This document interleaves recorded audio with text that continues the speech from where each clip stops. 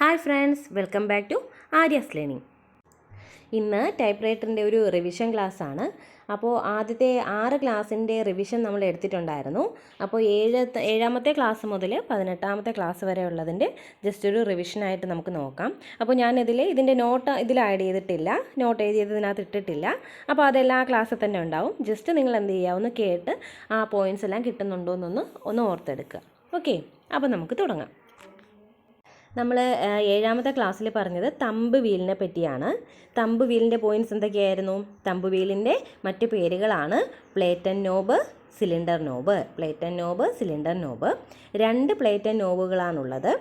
സിലിണ്ടറിനെ free ആയി rotate ചെയ്യാൻ thumb wheel സഹായിക്കുന്നു. ടൈപ്പ് ചെയ്തുകൊണ്ടിരിക്കുമ്പോൾ ലൈൻ സ്പേസ് ലിവർ അല്ലെങ്കിൽ ക്യാരേജ് റിട്ടേൺ ലിവർ ഒടിഞ്ഞു പോയാൽ തമ്പ് വീൽ ഉപയോഗിച്ച് നെക്സ്റ്റ് ലൈനിലേക്ക് പോകാം. Thumb wheels are used to insert and remove the paper from the typewriter. പിന്നെ നമ്മൾ പറഞ്ഞത് പുഷ് ബട്ടൺ ആയിരുന്നു. പുഷ് ബട്ടൻ്റെ മറ്റ് പേരുകൾ എന്തൊക്കെയാണ്? വേരിയബിൾ ലൈൻ സ്പേസർ അല്ലെങ്കിൽ fractional line spacer. Left thumb വീലിൻ്റെ മധ്യത്തിലായി കാണുന്നു. ഇതെവിടെയാണ് കാണുന്നത്? ലെഫ്റ്റ് തമ്പ് വീലിൻ്റെ മധ്യത്തിലായി കാണുന്നു. Degrees, formulas, fractions, algebra signs ഇവ ടൈപ്പ് ചെയ്യുന്നതിനും കൂടാതെ റൂൾഡ് പേപ്പറിൽ ടൈപ്പ് ചെയ്യുന്നതിനുമാണ് നമ്മൾ പുഷ് ബട്ടൺ സഹായിക്കുന്നതെന്ന് പറഞ്ഞത്. ഓക്കെ, പുഷ് ബട്ടൺ ഉപയോഗിക്കുമ്പോൾ ലൈൻ സ്പേസ് പൗൾ റൊട്ടേറ്റ് ചെയ്യുന്നില്ല. സിലിണ്ടർ മാത്രമേ എന്ത് ചെയ്യുള്ളൂ? റൊട്ടേറ്റ് ചെയ്യുന്നുള്ളൂ. ഹാഫ് സ്പേസ് കിട്ടാൻ പുഷ് ബട്ടൺ ഉപയോഗിക്കുന്നു. ഹാഫ് സ്പേസ് കിട്ടാൻ പുഷ് ബട്ടൺ ഉപയോഗിക്കുന്നു. ഓക്കെ, നെക്സ്റ്റ് 8ാമത്തെ ക്ലാസ്സിൽ നമ്മൾ ലൈൻ സ്പേസ് പൗളാണ് പറഞ്ഞത്. ലൈൻ സ്പേസ് ലിവറിനോട് ചേർന്നിരിക്കുന്ന ചെറിയ കൊളുത്തിനെ ലൈൻ സ്പേസ് പൗൾ എന്ന് പറയുന്നു. ഇത് റാച്ചറ്റിൽ പ്രവർത്തിക്കുന്നതിൻ്റെ ഫലമായി ലൈൻ സ്പേസ് ചലനം ഉണ്ടാകുന്നു. അപ്പോൾ ലൈൻ സ്പേസ് പൗള് റാച്ചറ്റിൽ പ്രവർത്തിക്കുന്നതിൻ്റെ ഫലമായാണ് ലൈൻ സ്പേസ് ചലനം ഉണ്ടായത്. Okay, burn out of the teeth of the cylinder ratchet wheel. It is caused for irregular line spacing. Irregular line spacing caused for bad alignment. എന്താണ് അലൈൻമെൻറ്റും ബാഡ് അലൈൻമെൻറ്റും? Alignment എന്ന് വെച്ചാൽ ഈവൻ ലെറ്റർ സ്പേസ് ആയിരുന്നു. Bad alignment എന്ന് വെച്ചാൽ uneven letter space. പിന്നെ പറഞ്ഞത് പേപ്പർ ബെയിൽ അല്ലെങ്കിൽ ഓവർഹെഡ് പേപ്പർ ബെയിൽ. അപ്പോൾ അത് കാണുന്നത് എവിടെയായിരുന്നു? Top of the cylinder. Paper bail കാണുന്നത് top of the cylinder. Paper flutter ചെയ്യാതിരിക്കാനും ഒരു പേപ്പറിൻ്റെ ബോട്ടം വരെ, അതായത് ബോട്ടം എൻഡ് വരെ ടൈപ്പ് ചെയ്യാനും സഹായിക്കുന്നു. പേപ്പർ ബെയിലിൽ 2 പേപ്പർ ബെയിൽ റോളറുണ്ട്. സോഫ്റ്റ് റബ്ബർ കൊണ്ടാണ് ഈ റോളർ നിർമ്മിച്ചിരിക്കുന്നത്. Paper bail is used for pressing the paper. Next paper shelf പറഞ്ഞു. പേപ്പർ ഷെൽഫിൻ്റെ മറ്റ് പേരുകൾ എന്തൊക്കെയായിരുന്നു? പേപ്പർ ടേബിളും പേപ്പർ റെസ്റ്റ് പ്ലേറ്റും. Paper shelf, paper table, paper rest plate. Paper ടേബിളിലാണ് പേപ്പർ നിലകൊള്ളുന്നത്. ഓക്കെ, പേപ്പർ ടേബിളിലാണ് പേപ്പർ നിലകൊള്ളുന്നത്. ഓയിൽ പാർട്സിൽ നിന്നും പേപ്പറിനെ സംരക്ഷിക്കുന്നത് പേപ്പർ ഷെൽഫാണ്. Behind the cylinder, front of the marginal rack. അതിൻ്റെ പൊസിഷനാണ് എവിടെയാണ്? Behind the cylinder, front of the marginal rack. Okay, next 9ാമത്തെ ക്ലാസ്സിൽ നമ്മൾ പേപ്പർ പ്ലേറ്റ് പറഞ്ഞു. അപ്പോൾ അതെവിടെ കാണുന്നു? ലെഫ്റ്റ് സൈഡിൽ യൂണിഫോം മാർജിൻ ലഭിക്കാൻ വേണ്ടി സഹായിക്കുന്നു. ലെഫ്റ്റ് സൈഡിൽ യൂണിഫോം മാർജിൻ ലഭിക്കാൻ വേണ്ടി സഹായിക്കുന്നതായിരുന്നു പേപ്പർ പ്ലേറ്റ്. അതിൻ്റെ മറ്റ് പേരുകളാണ് ലെഫ്റ്റ് മാർജിനൽ ഗൈഡ് അല്ലെങ്കിൽ ലെഫ്റ്റ് എഡ്ജ് ഗൈഡ്. അപ്പോൾ paper plate, left marginal guide, left edge guide. Next പറഞ്ഞത് മാർജിനൽ സ്റ്റോപ്സ് ആണ്. ഇരുവശത്തും മാർജിൻ സെറ്റ് ചെയ്യുന്നതിന് ഉപയോഗിക്കുന്നു. അപ്പോൾ പേപ്പറിൻ്റെ ഇരുവശത്തും മാർജിൻ സെറ്റ് ചെയ്ത് വെക്കാൻ വേണ്ടിയിട്ടാണ് മാർജിനൽ സ്റ്റോപ്സ് ഉപയോഗിക്കുന്നത്. 2 മാർജിനൽ സ്റ്റോപ്സ് ഉണ്ട്, ലെഫ്റ്റിലും റൈറ്റിലുമായിട്ട്. മാർജിനൽ സ്റ്റോപ്സുകൾ മാർജിനൽ റാക്കിൽ ഘടിപ്പിച്ചിരിക്കുന്നു. റൈറ്റ് മാർജിനൽ സ്റ്റോപ്സ് ക്യാരേജിൻ്റെ ഇരുവശത്തേക്കുമുള്ള മൂവ്മെൻറ്റിനെ നിയന്ത്രിക്കുന്നു. ലൈൻ ലോക്ക് മെക്കാനിസത്തെ നിയന്ത്രിക്കുന്നത് റൈറ്റ് മാർജിനൽ സ്റ്റോപ്സ് ആണ്. റൈറ്റ് മാർജിനൽ സ്റ്റോപ്പ് ഒരു വരിയുടെ അവസാനമുള്ള ബെൽ ശബ്ദത്തെ എന്ത് ചെയ്യുന്നു? നിയന്ത്രിക്കുന്നു. Marginal stops button closely connected with marginal release key. Marginal release കീയുടെ സിമ്പൽ എങ്ങനെയായിരുന്നു? 2 വശത്തേക്കും ആരോ മാർക്ക് കൊടുത്തിട്ടുള്ളതായിരുന്നു. ഒരു ലൈൻ്റെ 2 വശത്തേക്കും ആരോ മാർക്ക് കൊടുത്തിട്ടുള്ളതാണ് എന്ത്? മാർജിനൽ റിലീസ് കീയുടെ സിമ്പല്. ഓക്കെ, ഇനി feed rollers. 2 set feed roller ഉണ്ടെന്ന് പറഞ്ഞു. അപ്പോൾ 4 എണ്ണമാണ്. 2 സെറ്റ് എന്ന് പറയുമ്പോൾ 4 എണ്ണം ഫീഡ് റോളറുണ്ട്. സിലിണ്ടറിൻ്റെ താഴ്ഭാഗത്ത് കാണപ്പെടുന്നു. സിലിണ്ടറിൽ പേപ്പർ ചുറ്റുന്നതിനായി ഫീഡ് റോളർ ഉപയോഗിക്കുന്നു. Feed rollers are made up of soft rubber. Cylinder rotate ചെയ്യുന്നതിൻ്റെ ഓപ്പോസിറ്റ് ഡയറക്ഷനിലാണ് ഫീഡ് റോളർ റൊട്ടേറ്റ് ചെയ്യുന്നത്. ഫീഡ് റോളറുകൾ പേപ്പറിനെ സിലിണ്ടറിനെ താഴ്ഭാഗത്തു നിന്നും അടുത്ത വരിയിലേക്ക് നീക്കുന്നു. ഫീഡ് റോളറുകൾ പേപ്പറിനെ സിലിണ്ടറിൻ്റെ താഴ്ഭാഗത്തു നിന്നും അടുത്ത വരിയിലേക്ക് നീക്കുന്നു. നെക്സ്റ്റ് 10ാമത്തെ ക്ലാസ്സിൽ നമ്മൾ മെയിൻ സ്പ്രിങ്ങിനെ പറ്റി പറഞ്ഞു. ഹേർട്ട് ഓഫ് ടൈപ്പ് ആണ് main spring. Main spring of a standard type റൈറ്ററിൻ്റെ വെയിറ്റ് എത്രയാണെന്ന് ചോദിച്ചാൽ 453.60 ആണ്, ഗ്രാം പെർ പൗണ്ട്. അതിൻ്റെ യൂണിറ്റ് എന്താണ്? Gram per pound. 453.60 gram per pound. The force of the mainspring is transmitted to carriage by means of draw cord അല്ലെങ്കിൽ draw band. Mainspring movement is called mainspring tension. Mainspring tension is otherwise called carriage tension. Okay, mainspring tensionും carriage tensionും എന്താണ്? ഒന്നാണ്. Okay, നമുക്ക് അല്ലെങ്കിൽ എന്ത് പറയാം? mainspring tensionനെ carriage tension എന്നും പറയാം. Okay, the carriage moves from right to left due to this mainspring tension. There is no mainspring in electrical typewriter. Electrical typewriter എന്തില്ല? mainspring ഇല്ല. Too much mainspring tension causes for jerky movement of carriage. അപ്പോൾ എന്ത് സംഭവിക്കും? Bad element ഉണ്ടാവും. Law മെയിൻസ്പ്രിങ് tension ആണെങ്കിലോ സ്ലഗ്ഗിഷ് movement ഉണ്ടാവും. അപ്പോൾ അവിടെ എന്തുണ്ടാകും? ഓവർലാപ്പിങ്ങിന് കാരണമാകും. Mainspring drum is located at the inner left back side of the typewriter. Mainspring drum എവിടെ കാണപ്പെടുന്നു? inner left back side of the typewriter. Okay, next 11ാമത്തെ ക്ലാസ്സിൽ നമ്മൾ ഡ്രോ കോഡ് പറഞ്ഞു. ഡ്രോ കോഡിൻ്റെ പേരുകൾ എന്തൊക്കെയാണെന്ന് പറഞ്ഞു? Draw band, draw strap, tension strap, main spring strap. Main spring tension ക്യാരേജിൽ എത്തിക്കുന്നു. അപ്പോൾ ഡ്രോ കോഡാണ് മെയിൻ സ്പ്രിങ് ടെൻഷനെ ക്യാരേജിൽ എത്തിക്കുന്നത്.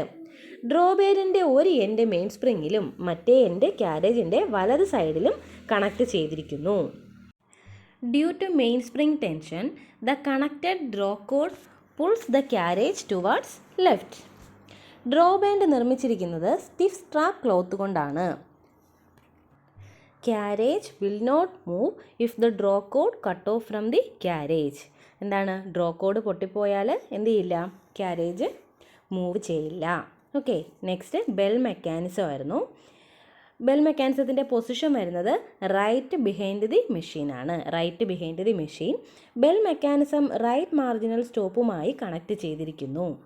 ഒരു ലൈൻ അവസാനിക്കാറായി എന്ന് മുന്നറിയിപ്പ് നൽകുന്നതാണ് bell. Bell rings in the typewriter 5 spaces before the right margin stop. Hit carriage returning lever after you are done typing the current word. If the word is long, we have to hyphenate it. Bell mechanismത്തിൽ എത്ര parts ഉണ്ട്? Bell cup, bell hammer, bell strip. 3 part ഉണ്ട്. Bell cup, bell hammer, bell strip. ഇനി segment ആണ്. Type ഗൈഡിൻ്റെ താഴ്ഭാഗത്തായുള്ള അർദ്ധവൃത്താകൃതിയിലുള്ള പ്ലേറ്റാണ് segment. Shape semi circular with slots. എത്ര ടൈപ്പ് ബാറുകളുണ്ടോ അത്രയും സ്ലോട്ട്സുകൾ സെഗ്മെൻറ്റിൽ ഉണ്ടാകും.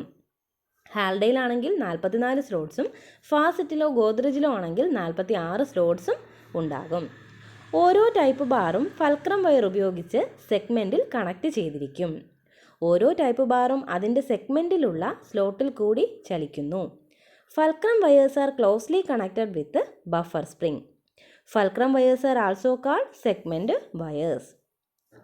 Segment is fixed above the type basket. Segment should not be oiled. If the segment slots are fitted with dirt, rubber particles, etc., the type bars do not resume their original positions and will result in jamming. Segment slots must be cleaned only with petrol. ഇപ്പോൾ segment എന്ത് ചെയ്യാനേ പാടുള്ളൂ? Petrol use ചെയ്ത് മാത്രമേ clean ചെയ്യാനായിട്ട് പാടുള്ളൂ. Type guide is fitted on the top of the segment. Next type basket. Type basket is the resting place for all type bars. Shape എന്താണ്? Semi circular ആണ്. ടൈപ്പ് ബാസ്ക്കറ്റ് സെമി സർക്കുലർ ഷേപ്പാണ്.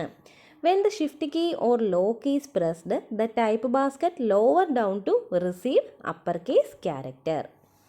ഇനി എന്താണ് ഈ type bar?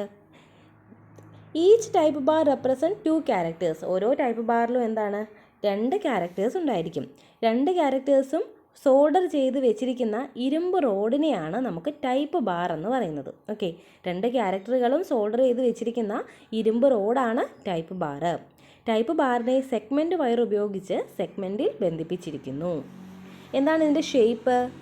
Semi circular ഷേപ്പാണ് type ബാറുകളെ തമ്മിൽ ബന്ധിപ്പിച്ചിരിക്കുന്നത്. ഓക്കെ, സെമി സർക്കുലാർ ഷേപ്പിൽ ടൈപ്പ് ബാറുകളെ തമ്മിൽ ബന്ധിപ്പിച്ചിരിക്കുന്നു. ഇനി എന്താണ് ഇനി type bar cushion prevents injury to the type bars. Next type guide ആണ്. ടൈപ്പ് ഗൈഡിൻ്റെ മറ്റു പേരുകളാണ് centre guide, common guide, segment guide. Centre guide, common guide, segment guide. അതിൻ്റെ പൊസിഷൻ എവിടെയാണ്? Above the segment, front of the ribbon throw. എന്താണ് ഇതിൻ്റെ use? Type ഗൈഡിൻ്റെ use എന്താ? ഒരു പ്രാവശ്യം ഒരു ടൈപ്പ് ബാർ മാത്രം റിബൺ ത്രോയിൽ വന്ന് പതിക്കാൻ സഹായിക്കുന്നു. ടൈപ്പ് ഗൈഡ് ഓരോ ടൈപ്പ് ബാറിനെയും ടൈപ്പിംഗ് പോയിന്റിലേക്ക് ഗൈഡ് ചെയ്യുന്നു. അതിനാൽ ടൈപ്പ് ഗൈഡ് എന്ന് വിളിക്കുന്നു. എന്താണ് അതിൻ്റെ ഷേപ്പ്? ടൈപ്പ് ഗൈഡിൻ്റെ ഷേപ്പ് വി ആകൃതിയാണ്. ഓക്കെ, ടൈപ്പ് ഗൈഡ് ക്ലീൻ ചെയ്യാൻ ഉപയോഗിക്കുന്നതാണ് chamois leather. Chamois leather. Okay, ഇനി ടൈപ്പ് ഹെഡ്. ടൈപ്പ് ഹെഡിന് നമുക്ക് എന്ത് പറയാം? ടൈപ്പ് ഫേസ് എന്ന് പറയാം. ഓരോ ടൈപ്പ് ഫേസിലും ലെറ്ററുകൾ ലെഡ് കൊണ്ട് സോൾഡ് ചെയ്തിരിക്കും. ടൈപ്പ് ഫേസിൽ ലെറ്ററുകൾ ലെഡ് കൊണ്ട് സോൾഡ് ചെയ്തിരിക്കും. 3 ടൈപ്പിലുള്ള ടൈപ്പ് ഹെഡാണ് സാധാരണ ഉപയോഗിക്കുന്നത്. Elite, Paika, Roman. ഇതിൽ എലൈറ്റിൽ 1 ഇഞ്ചിൽ 12 അക്ഷരവും പൈക്കായിൽ 1 ഇഞ്ചിൽ 10 അക്ഷരവും റോമനിൽ 1 ഇഞ്ചിൽ 8 അക്ഷരവും ഉണ്ടായിരിക്കും. മറ്റ് ടൈപ്പ് ഹെഡുകളാണ് gothic, script, italics, pin point. Okay, next നമ്മൾ റിബൺ ആണ് പറഞ്ഞത്. Ribbon helps to give visible impression of the paper. റിബണിൻ്റെ നീളം എത്രയാണ്? 8 യാർഡ് അല്ലെങ്കിൽ 10 മീറ്റർ. 8 യാർഡ് അല്ലെങ്കിൽ 10 മീറ്റർ. വിഡ്ത്ത് എത്രയാണ് റിബണിൻ്റെ? 1/2 ഇഞ്ച് അല്ലെങ്കിൽ 13 മില്ലിമീറ്റർ അല്ലെങ്കിൽ 1.27 സെൻറ്റിമീറ്റർ. ഇതിൽ ഏത് വേണോ ചോദിക്കാം. Okay, 1/2 inch, 13 millimetre, 1.27 centimetre. 1 inch എന്ന് പറഞ്ഞാൽ എത്രയാ? 2.54 സെൻറ്റിമീറ്റർ ആണ്. 1 ഇഞ്ച് 2.54 സെൻറ്റിമീറ്റർ ആണ്. ഓക്കെ, ഇനി റിബൺ നിർമ്മിച്ചിരിക്കുന്നത് കോട്ടൺ അല്ലെങ്കിൽ സിൽക്ക് കൊണ്ടാണ്. റിബൺ നിർമ്മിച്ചിരിക്കുന്നത് കോട്ടൺ അല്ലെങ്കിൽ സിൽക്ക് കൊണ്ടാണ്. കോട്ടൺ റിബൺ ഉപയോഗിച്ചാൽ സ്മഡ്ജി ഇംപ്രഷനാണ് കിട്ടുക. കോട്ടൺ റിബൺ ഉപയോഗിച്ചാൽ സ്മഡ്ജി ഇംപ്രഷനാണ് കിട്ടുക. ഇനി സിൽക്ക് റിബൺ ഉപയോഗിച്ചാലോ? സിൽക്ക് റിബൺ ഉപയോഗിച്ചാൽ ക്രിസ്പ് ഇംപ്രഷൻ കിട്ടും. ഓക്കെ, അപ്പോൾ റിബണ് 2 തരമുണ്ട്. റെക്കോർഡ് റിബണും കോപ്പിയിങ് റിബണും ഉണ്ട്. റെക്കോർഡ് റിബൺ എന്തിനായിരുന്നു? ലോങ് ലാസ്റ്റിംഗ് പർപ്പസ് അല്ലെങ്കിൽ കോപ്പിയിങ് പർപ്പസിനാണ് റെക്കോർഡ് റിബൺ ഉപയോഗിച്ചത്. എന്നാൽ കോപ്പിയിങ് റിബൺ ഉപയോഗിച്ചത് എന്തിനാണ്? ഓർഡിനറി പർപ്പസിനാണ്. 2 വർണ്ണങ്ങളുള്ള റിബണാണ് ബൈകളർ റിബൺ. ഒരു ബൈകളർ റിബണിൽ താഴ്ഭാഗത്ത് വരുന്ന നിറം ഏതാണ്? Red. Bicolour ribbon is also called bichrome ribbon. When we type with 2 colored ribbon, if the red and black color will appear in one letter is called bleeding. Bichrome colour ribbon ഉപയോഗിച്ച് type ചെയ്യുമ്പോൾ ഒരു ലെറ്ററിൽ 2 കളറും പതിഞ്ഞാൽ അതിനെ എന്ത് ചെയ്യുന്നു? Bleeding എന്ന് പറയുന്നു. Okay, അപ്പോൾ ബ്ലീഡിങ്ങിൻ്റെ കാരണങ്ങൾ എന്തൊക്കെയാണ്? സെൻറ്റർ ഗൈഡിൽ എന്തെങ്കിലും പ്രോബ്ലം ഉണ്ടെങ്കിൽ, ടൈപ്പ് ഹെഡിൽ അല്ലെങ്കിൽ ലെറ്ററുകൾ ഇളകി മാറിയിരുന്നാൽ, ടൈപ്പ് ബാറുകൾ വളഞ്ഞിരുന്നാൽ, സിലിണ്ടർ ബഡ്ജ് ചെയ്തിരുന്നാൽ, അല്ലെങ്കിൽ റിബൺ കാരിയറിൽ എന്തെങ്കിലും പ്രോബ്ലം ഉണ്ടായാലൊക്കെ എന്ത് സംഭവിക്കാം? ബ്ലീഡിങ് സംഭവിക്കാം. മാക്സിമം യൂസ് ഓഫ് ടൈപ്പ്റൈറ്റർ റിബണിനെയാണ് നമ്മൾ റിബൺ എക്കോണമി എന്ന് പറയുന്നത്. Ribbon economy. ഓക്കെ, അപ്പോൾ 15 ക്ലാസ് വരെ ഉള്ളതിൻ്റെ ജസ്റ്റ് ഒരു റിവിഷനാണ് ഇപ്പോൾ ചെയ്തത്. അപ്പോൾ ഇതിൻ്റെ എല്ലാ നോട്ട് നമ്മുടെ ക്ലാസ്സുകളുടെ വീഡിയോ അപ്ലോഡ് ചെയ്തതിൽ തന്നെ വീഡിയോയിൽ തന്നെ നോട്ട് കാണിച്ചിട്ടുണ്ട്. ഓക്കെ, അപ്പോൾ ഇത് ജസ്റ്റ് ഒരു റിവിഷനായിട്ട് എടുക്കുക. അപ്പോൾ എല്ലാവർക്കും ഇഷ്ടമായെന്ന് വിചാരിക്കുന്നു. എല്ലാവരും നന്നായിട്ട് പഠിക്കുക. Okay, thank you.